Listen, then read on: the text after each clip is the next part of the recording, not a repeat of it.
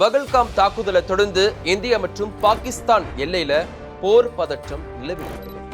இந்த நிலையில தான் நாடு முழுவதும் பல்வேறு பகுதிகளில் நாளைக்கு போர்க்கால பாதுகாப்பு ஒத்திகை நடத்த இருக்காங்க.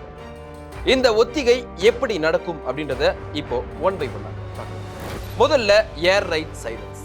பாதிக்கப்படக்கூடிய வாய்ப்புள்ள நகரங்கள்ல ஏர் சைரன்கள் ஒலிக்கப்படும். இது வான்வழி தாக்குதல் தொடர்பான முன்னெச்சரிக்கைகளை வழங்க செய்யும். பாதுகாப்பான இடத்துல தஞ்சம் அடைவதற்கான நேரத்தையும் அளிக்க செய்யும். நம்பர் 2, பொதுமக்களுக்கான பயிற்சி. பள்ளிகள், கல்லூரிகள் மற்றும் பொதுமக்கள் அதிகம் கூடும் இடங்கள்ல பயிற்சி முகாம்கள் நடத்தப்பட இருக்கு. பாதுகாப்பான இடத்தை தேர்வு செய்வது குறித்த பயிற்சியும் வழங்கப்பட இருக்கு. நம்பர் 3, மின்சார துண்டிப்பு. திடீரென ஒட்டுமொத்த நகரமும் மின்வெட்டால இருட்டில் முழுகி இரவு நேரத்தில் நடைபெறும் வான்வழி தாக்குதலை அடையாளம் காண்பது குறித்த பயிற்சியும் அளிக்கப்படும்.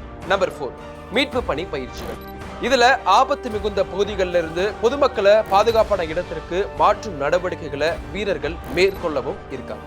இரவுல மின்சாரம் துண்டிக்கப்பட்டு இணைய சேவை முடக்கப்பட்டா மக்கள் பதற்றம் அடைய வேண்டாம் அப்படின்னும், போலி செய்திகளை கண்டு பதற்றம் அடைய வேண்டாம் அப்படின்னு மத்திய அரசு தரப்புல சொல்லப்படுது.